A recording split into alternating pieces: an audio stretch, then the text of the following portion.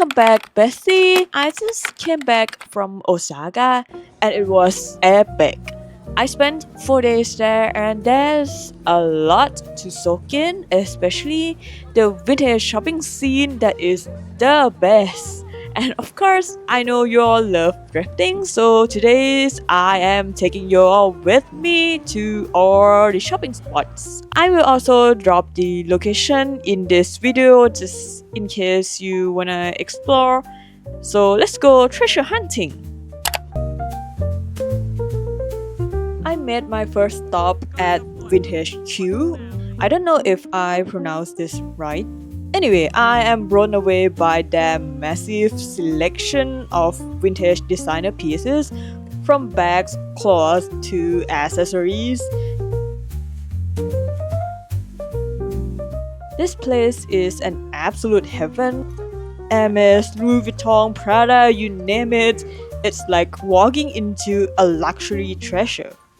I always have a soft spot for this Louis Vuitton bag. Look at her shape, totally reminding me of this shell from the birth of Venus. I used to see this bag listed for somewhere around 2,300 bucks, but here she is half a price. But with a wish list longer than my lifespan, it's a hard pass. I am not too obsessed with her.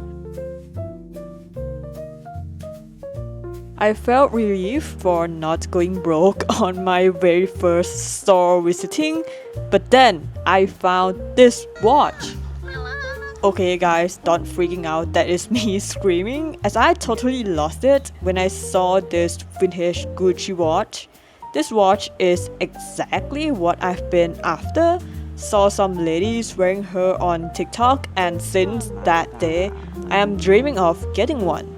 The watch comes with a set of interchangeable rings in all these fun, almost like a rainbow colors.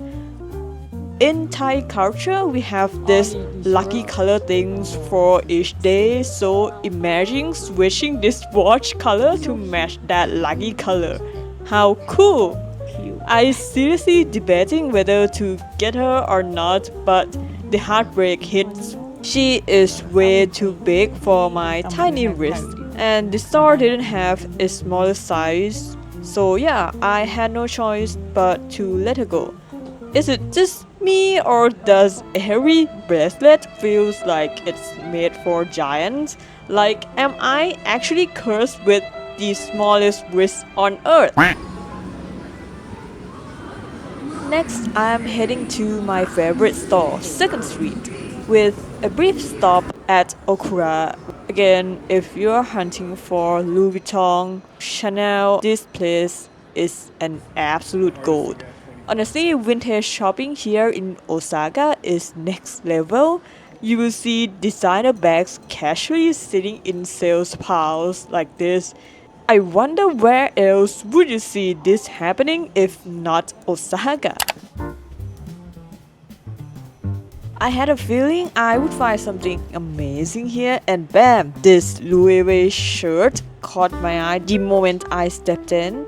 Her spring color palette is a chef kiss.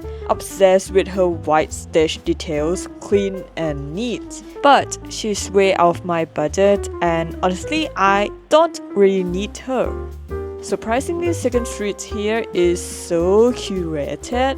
They categorize designer brands and even Japanese local brands into different sections.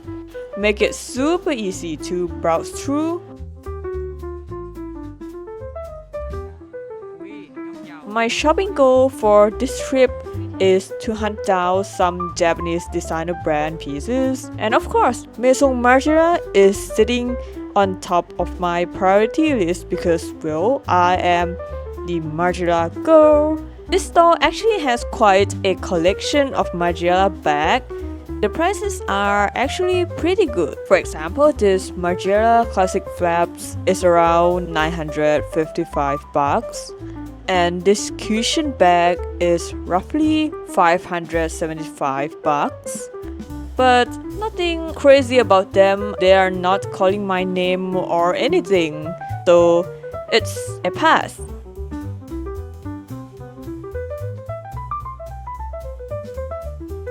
I've always wanted an Acne Studio scarf, and the more I look at this footage, the more I regret not getting this one. This color palette would have gone with everything. And she was 223 bucks, pretty fair for a designer scarf with 30% alpaca and 25% wool. If any of y'all want, this store has one. Okay, just go and grab it for yourself and maybe a little bit for me. I spent almost 2 hours in this second street. Must say they have quite a jewelry collection, like this Vivienne necklace. Are you joking? I've never seen anything like this before. It's so cutesy. They are not for me, but only browsing them gave me a big adrenaline rush already. I am gasped when I saw this Acne Studios earring. What exactly with this Acne Studio? I don't know, but it's almost like they're calling my name. You know me, I am all about organic freeform vibe. Also, I don't have many dangling earrings, so she's going home with me and I got her in a decent price of 102 bucks. Lucky me. Honestly, there's so much to go through here. Salomon, Juice and Money, all those brands you would never find in your average boutique. Like this Grounds shoes that is on my ugly shoes I secretly love list. Unfortunately, she is too small, or else I would take her home with me. I could easily spend my entire day digging through racks and racks and racks in this store and end up bankrupt. But I had to pull myself together because Reina, this is only your day one in Osaka. This must be some kind of addiction, because if it's not, then can someone explain why I'm always reaching for black stuff? Like this pant skirt that's totally giving traditional Japanese hakama vibes. I can sense some cool vibes from her, but I really need to stop hoarding black skirts. Then there is this skirt over pants situation that I regret. I know I just said I am done with black, but I have always wanted a piece like this where the skirt and pants are totally matchy. Not that awkward random skirt thrown over pants look I've always have. I mean sometimes it's a vibe, but sometimes it's not. At that time I was being thrifty and yeah, it's a pass. Next I went to Ragtag. And I'm so hyped about this store because Ragtag isn't something you can find in Bangkok. And from what I've seen, their pieces totally match my style. The vibes here is quite close to 2nd Street, but more curated and more high-end. Here you only find designer brands, but in 2nd Street, there are also the racks dedicated to streetwear and non-brand clothes. You guys, this place is a heaven for Comme des Garçons.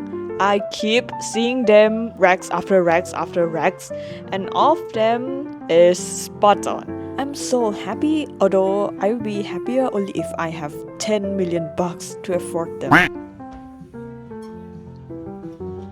Okay, can we take a moment to appreciate the beauty of this skirt from Comme des Garçons? The shape, the construction, the vibe. She feels like straight off the runway. Do I really need her? Not really. But I will try it on her just for fun. Next up, we have got this sheer burn up. I wasn't instantly obsessed, but she has some potential. Imagine wearing her over some badass killer kami that is contrasting with her soft energy. That combo must be super interesting. So I decided to add her to the cart and give her a try on. Now this Comme des Garçons skirt, the way her polka dot pattern reminds me of a bubble wrap is giving nostalgic, like I'm here for it. She can easily be a statement piece with her hem that is undone and raw, it matched the vibe of this skirt perfectly. I know I said enough for black 10 times already probably, but I'm like, I can't stop picking on black. Stop it. Get some help. Anyways, this skirt is way out of my budget unfortunately, so it's a pass. I remember low-key eyeing on this Margiela purse. I love how they incorporate their famous tabby soles and engrave them right on this bag. It is irony, but at the same time it's cutesy. Like, yeah, why not? I mean, I am a tabby ghost already. I have my tabbies collection. But since I was hunting for a black version and this nude color palette is just not my color, it's looking too girly. Okay, this place have most of my far-fetched cards and I still can't believe I found this Marine Serre hat. I didn't get her, but I'm still low-key salty about it. Just look at that glossy moon print detail. The price was pretty good too, but I left her because I rarely wear hats. Thought it was the right call, but now I am not so sure. Here comes the try on time, but I'm not liking anything in particular, so nothing goes home with me. I was about to leave the shop feeling relieved, but also low-key sad that I hadn't taken anything home. And then I spot this Margiela bag sitting on top of the shelf. This is the bag I've been secretly crushing on for ages, but I abandoned her in my far-fetched cart just because I cannot justify the price. But here she is in all her glossy red inspired by origami, the Japanese paper folding art.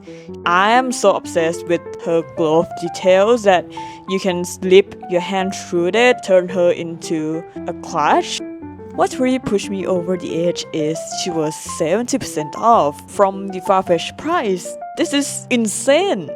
Took a long walk fighting over myself, but then realized this is probably the only chance. So I walked back, took her home, and happily declared myself broke by having a Nissin noodle cup for that dinner. Originally, my shopping goal is to find some cool designer piece, and I achieved it with my Margiela bag and this Acne Studio earring. Shopping experience in Osaka is pretty decent if you are into vintage shopping and brand names. It is a bit on the pricey side, but honestly, it depends on the area and the store. And because I am only looking for some designers, this is probably the case that makes it look expensive. And that is a wrap for today's video. I hope you all enjoyed my shopping trip.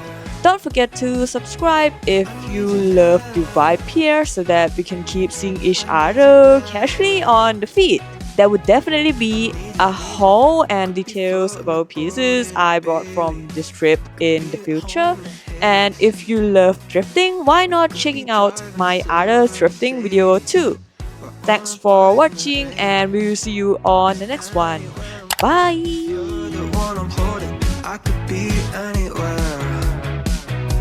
So we're still the same.